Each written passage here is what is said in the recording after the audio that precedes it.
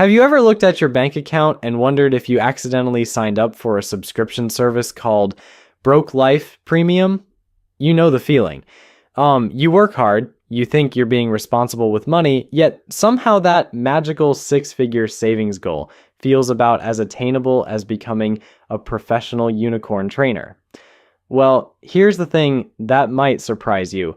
Reaching your first $100,000 isn't just some fantasy reserved for trust fund babies and crypto millionaires who got lucky buying Dogecoin with their lunch money. The truth is, once you understand the psychology behind wealth building and implement the right strategies, that first $100,000 can happen faster than you think. And here's what's really wild about this milestone. It's not just another number in your account. It's the point where your money starts working harder than your cousin who posts motivational quotes on LinkedIn every morning. Once you hit that mark, compound interest becomes your best friend, and the next 100,000 comes significantly quicker. My name is Nick, and I've spent years studying personal finance, helping people break through the barriers that keep them stuck in financial mediocrity.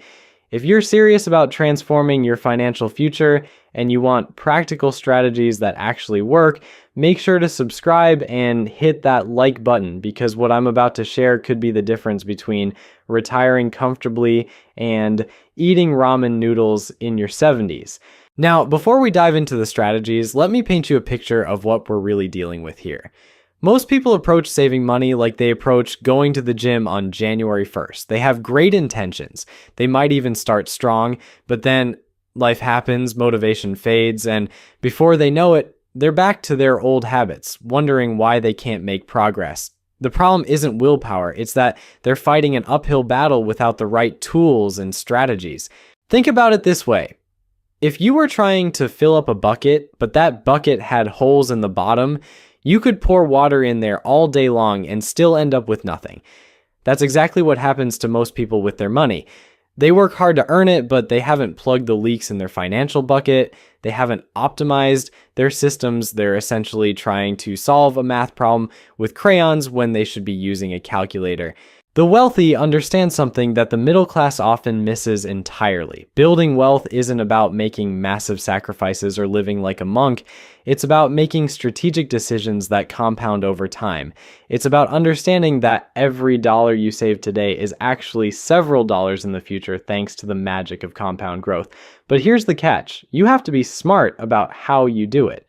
Let me share something that might blow your mind. The average person thinks that saving money is about cutting out their daily coffee or skipping avocado toast. And sure, those small expenses add up over time, but they're missing the forest for the trees.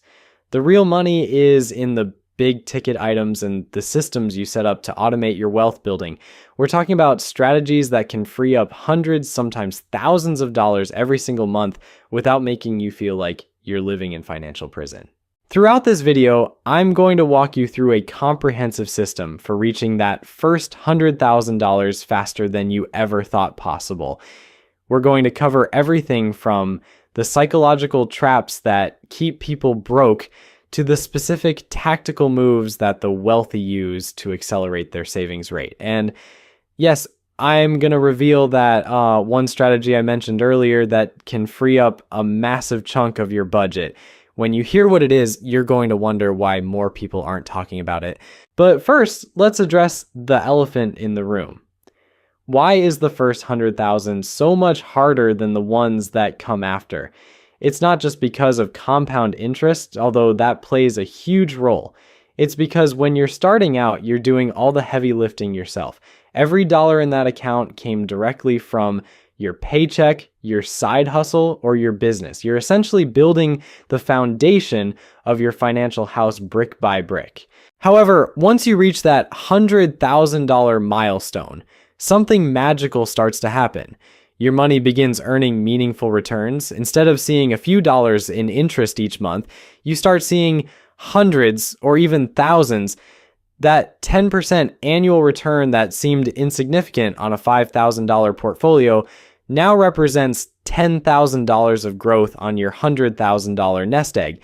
Suddenly, your investments are working almost as hard as you are. This is why Charlie Munger, Warren Buffett's longtime business partner, famously said that the first 100,000 is the hardest.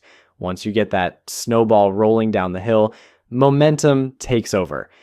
But getting to that point requires strategy, discipline, and most importantly, the right knowledge about what actually moves the needle. Here's what most financial advice gets wrong.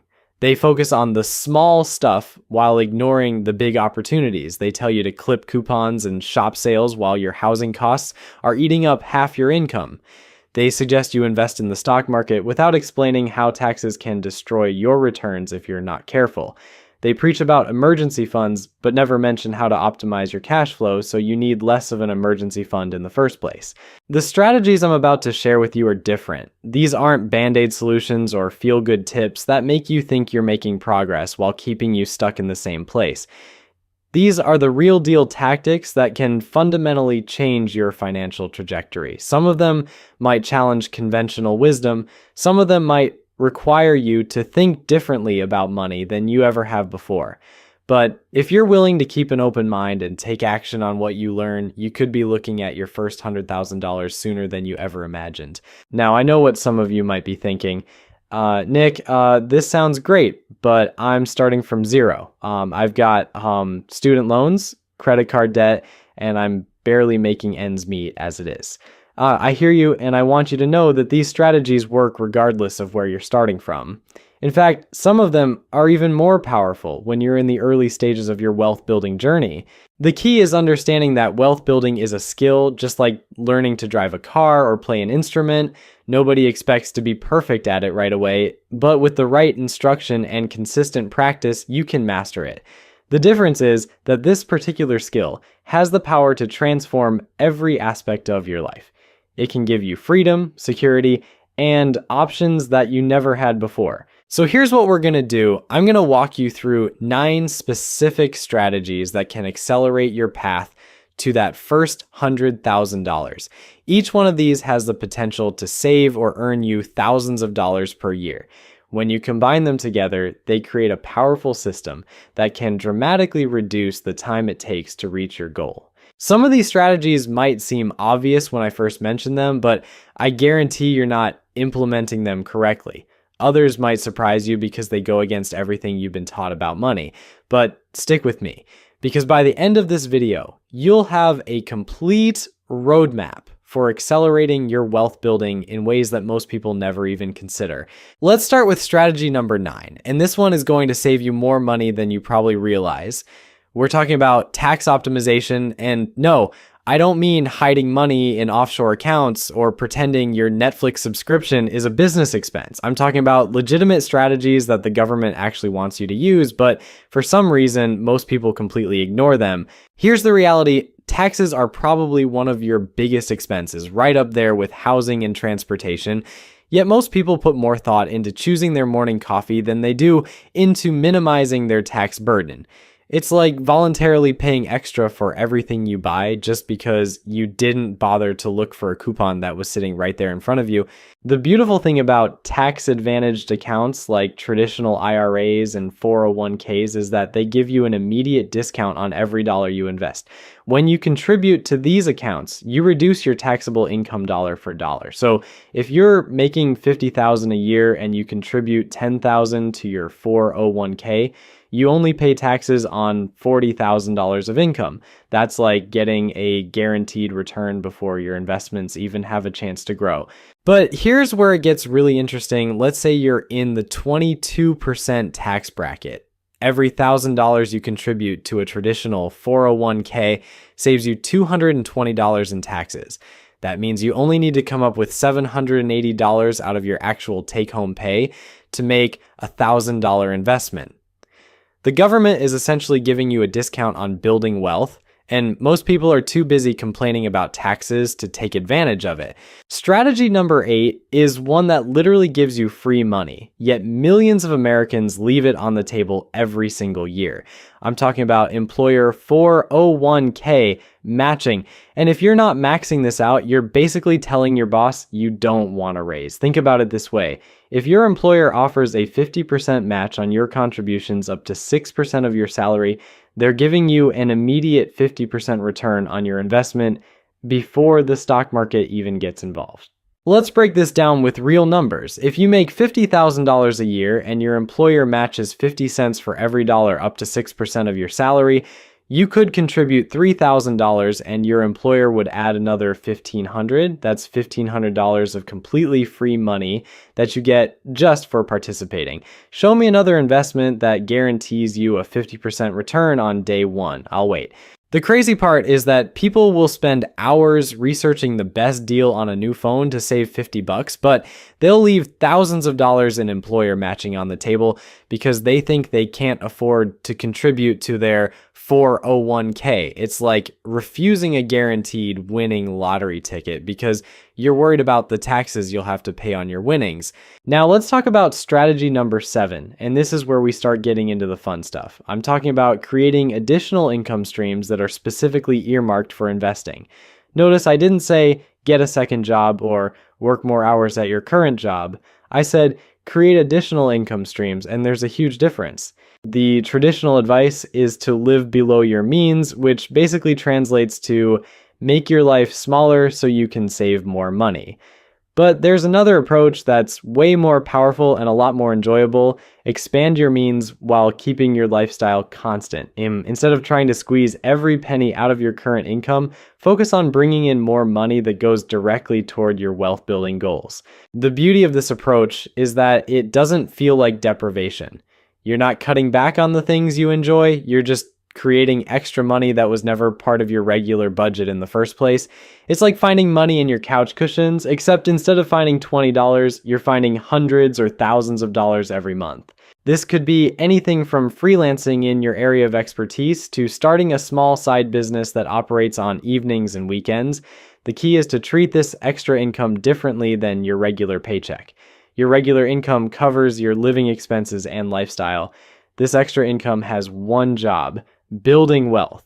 When you separate these two mentally, it becomes much easier to save aggressively without feeling like you're sacrificing. Strategy number 6 is going to test your self-control, but it's absolutely crucial if you want to maximize your returns. I'm talking about reinvesting every single dividend that comes your way instead of spending it on something fun.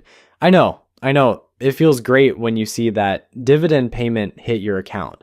It's like your investments are paying you a salary for being smart enough to own them. But here's the thing that most people don't realize. The real power of dividend investing isn't in the income you can spend today. It's in the compound growth you get from reinvesting those payments. When you take those dividends and buy more shares, you're essentially getting more dividend paying assets, which will pay you even more dividends in the future, which you can use to buy even more shares. It's like a snowball rolling down a hill, getting bigger and faster as it goes. Let me put this in perspective with some real numbers that might shock you. Over the past century, the S&P 500 has averaged about 10.7% annual returns when dividends are reinvested. But if you had taken those dividends as cash instead of reinvesting them, your average return would have been only 6.6%. That 4% difference might not sound like much, but over 30 years of investing, it's the difference between having a comfortable retirement and wondering if you can afford to retire at all. This is one of those strategies that requires you to think long term and resist the temptation of instant gratification. Every time you get a dividend payment, you have a choice. You can either spend it on something that will be forgotten in a few weeks, or you can use it to buy more wealth-generating assets that will pay you dividends for decades to come. Strategy number 5 is all about keeping more of what you earn by minimizing investment fees. This might sound boring, but I promise you it's one of the most important things you can do to accelerate your wealth building. Investment fees are like a silent tax on your returns, and most people have no idea how much they're actually paying or how dramatically these fees can impact their long-term wealth. Here's what's crazy about investment fees. They might seem small on an annual basis, but they compound just like your returns do, except they compound against you. A fund that charges a 1% annual fee versus a fund that charges 0.1% might not seem like a big deal, But over 30 years, that extra 0.9% in fees can cost you hundreds of thousands of dollars in lost returns. The good news is that in today's market, you don't have to pay high fees to get excellent investment options. Index funds that track the S&P 500 are basically identical products regardless of which company offers them, so there's no reason to pay more for the same thing. It's like choosing between two identical cars where one costs $30,000 and the other costs $35,000. Why would you pay more for the exact same product? When you're building your first $100,000, every dollar counts, and every dollar you save on fees is a dollar that can compound and grow over time. This is one of those areas where a little bit of research upfront can literally save you tens of thousands of dollars over your investing lifetime. Strategy number 4 is going to challenge everything you've been told about being a smart investor, but trust me on this one. I'm talking about resisting the urge to constantly buy and sell your investments based on market movements. I know it sounds counterintuitive because we're surrounded by financial news that makes it seem like successful investing is all about timing the market perfectly, but that's complete nonsense. Here's the reality that nobody wants to admit. Trying to time the market is like trying to predict which elevator will arrive first in a busy office building. You might get lucky once or twice, but over time, you're just going to end up frustrated and probably worse off than if you had just pressed the button and waited patiently. The data on this is crystal clear. The average investor who tries to time the market consistently underperforms the market itself by several percentage points annually. Think about what happens when you try to be clever with your investments. The market drops 10%. And suddenly you're convinced this is the beginning of the next Great Depression. You sell everything, feeling smart for limiting your losses. Then the market recovers and goes up 20%, but you're still sitting in cash waiting for the right time to get back in. By the time you finally convince yourself it's safe to invest again, you've missed most of the recovery. The math here is brutal. If you missed just the 10 best days in the stock market over a 30-year period, your returns get cut almost in half. And here's the kicker. Those best days often happen right after the worst days when everyone is panicking and selling. So the people who are trying to be smart by avoiding the bad days end up missing the good days too. When you're building your first $100,000, your job is simple. Put money in consistently and leave it alone. Let the market do what it does best, which is grow over time. Some years will be great, some years will be terrible, and most years will be somewhere in between. But if you stay the course and keep feeding the machine, you'll be amazed at what compound growth can accomplish. Strategy number 3 is where we talk about actually choosing the right investments. And this is where most people either overthink it to death or don't think about it at all. Both approaches will cost you serious money. On one hand, you've got people who spend hours researching individual stocks, trying to find the next Amazon or Apple, usually ending up with a portfolio that looks like they threw darts at the financial section of a newspaper. On the other hand, you've got people who just put their money wherever their buddy at work told them to, or worse, they leave it sitting in a savings account earning basically nothing. Here's the truth about investment selection when you're starting out. Your goal should be solid, consistent growth. Not hitting home runs. You're not trying to get rich quick, you're trying to get rich for sure. The best way to do this is by investing in broad market index funds, particularly those that track the S&P 500. This gives you ownership in about 500 of the largest, most successful companies in America, all in one simple investment. Think about what this means. When you buy an S&P 500 index fund, you own a piece of Apple, Microsoft, Amazon, Google, and hundreds of other companies that are making money hand over fist. These aren't speculative bets on the next big thing. These are established businesses with proven track records of creating wealth for their shareholders. The beauty of this approach is that you don't need to be a financial genius to succeed. You don't need to read annual reports or analyze price to earnings ratios or figure out what the Federal Reserve is going to do next week. You just need to buy a piece of American business success and let capitalism do what it does best. For young investors who are decades away from retirement, you might even consider tilting slightly toward growth-oriented funds, which focus on companies that are expanding rapidly. These can be more volatile in the short term, but when you have time on your side, that volatility becomes your friend because it gives you more opportunities to buy shares at discounted prices. Strategy number 2 is probably the most important one on this entire list, and it's the one that separates people who build real wealth from people who stay stuck in the financial hamster wheel forever. I'm talking about avoiding lifestyle inflation, and this is where most people completely sabotage their financial future without even realizing it. Here's how this trap works. You start your career making, let's say, $40,000 a year. You live in a modest apartment, drive a used car, and eat a lot of pasta because that's what you can afford. Then you get a promotion and suddenly you're making $50,000. Instead of saving that extra $10,000, you decide you deserve a nicer apartment because you've worked hard for this raise. Then you get another raise to $60,000 and now you deserve a nicer car. Before you know it, you're making twice as much as when you started, but you're still living paycheck to paycheck. The wealthy understand something that most people miss entirely. Your lifestyle should be based on what you want your life to look like, not on what you happen to be earning at the moment. Every time your income increases, you have a choice. You can either inflate your lifestyle to match your new income, or you can maintain your current lifestyle and invest the difference. Here's what's really crazy about lifestyle inflation. It doesn't even make most people happier. Studies show that once your basic needs are met, additional spending has diminishing returns on happiness. That upgrade from a Honda Civic to a BMW might feel great for a few weeks, but then it just becomes your normal car. Meanwhile, that extra car payment is preventing you from building the kind of wealth that could give you real freedom and security. The average millionaire saves over half of their income. That's not because they're miserly or they hate spending money. It's because they understand that every dollar they save today is several dollars they'll have in the future. They've learned to find satisfaction in growing their net worth rather than impressing people with expensive stuff. When you get your next raise, here's what I want you to do. Take at least half of that increase and immediately set up an automatic investment. Don't even let it hit your checking account where you might be tempted to spend it. Treat it like a tax that goes directly to your future self. You can still enjoy some of that extra income, but make sure your wealth is growing faster than your lifestyle. And now we've reached strategy number 1, the big one I've been teasing throughout this entire video.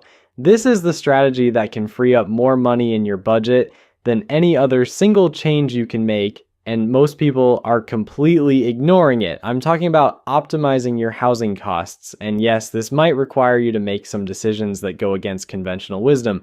Here's the brutal truth that nobody wants to talk about. If you're spending more than 30% of your income on housing, you're making it nearly impossible to build wealth quickly. For most people, housing is by far their largest expense. When you add up rent or mortgage, utilities, insurance, and maintenance, it often eats up 40, 50, or even 60% of their monthly income. At that point, you're essentially working just to keep a roof over your head. But here's what's interesting about housing costs. They're often the most flexible part of your budget, even though people treat them like they're set in stone. You might think you need to live in a certain area or have a certain amount of space, but those are often lifestyle choices rather than actual necessities. Now, I'm not suggesting you move into a cardboard box under a bridge, but I am suggesting you get creative about reducing this massive expense, at least temporarily while you're building your foundation of wealth. This could mean getting roommates to split the cost, moving to a less expensive area, or even exploring house hacking strategies where you buy a small multi-unit property and live in one unit while renting out the others. The numbers on this are absolutely staggering. Let's say you're currently spending $2,000 a month on housing and you find a way to cut that to $1,200. That's $800 a month that you can now invest, which is nearly $10,000 a year. Over 20 years, assuming a 10% annual return, that single change could add over $500,000 to your net worth. I know what some of you are thinking. Nick, I can't just move or get roommates. I have a career, a family, responsibilities. I get it, and I'm not saying everyone can or should make dramatic changes to their housing situation. But I am saying that if you're serious about building wealth quickly, you need to at least explore your options. Maybe you can't cut your housing costs in half, but could you cut them by 20%? even that would make a huge difference over time. The key is to remember that this doesn't have to be permanent. You're not signing up for a lifetime of living like a college student. You're making a strategic sacrifice for a few years to set yourself up for decades of financial freedom. Once you've built that solid foundation of wealth, you can afford to live wherever you want, because your investments will be covering a significant portion of your expenses. Here's the thing about all these strategies: they work best when you use them together. Each one amplifies the others, creating a powerful system that can dramatically accelerate your path to financial independence. Tax optimization saves you money that you can invest. Employer matching gives you free money to compound. Additional income streams provide more fuel for the wealth-building fire. Reinvesting dividends maximizes your returns. Low fees keep more money working for you. Avoiding market timing prevents costly mistakes. Choosing the right investments ensures solid growth. Avoiding lifestyle inflation keeps your savings rate high. And optimizing housing costs frees up the most money to put toward your goals. When you implement all of these strategies consistently, reaching that first $100,000 transforms from a distant dream into an inevitable outcome. It's not about making perfect decisions every single day. It's about building systems that work automatically, even when motivation fades or life gets complicated. Remember, the first 100,000 is special because it's where momentum really starts to build. Once you reach that milestone, compound interest becomes a much more noticeable force in your financial life. Your investments start earning real money, not just pocket change. That's when building wealth starts to feel less like pushing a boulder up a hill and more like riding a wave. The path to financial independence isn't complicated, but it does require patience, consistency, and the willingness to make some unconventional choices. Most people will continue to live paycheck to paycheck, spending everything they earn and hoping that somehow, someday, their financial situation will magically improve. But you have the knowledge and the tools to write a different story. Your future self is counting on the decisions you make today.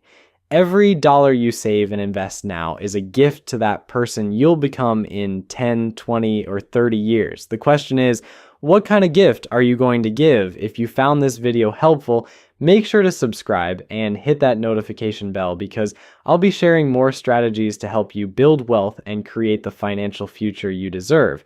Until next time, keep building that wealth, one smart decision at a time.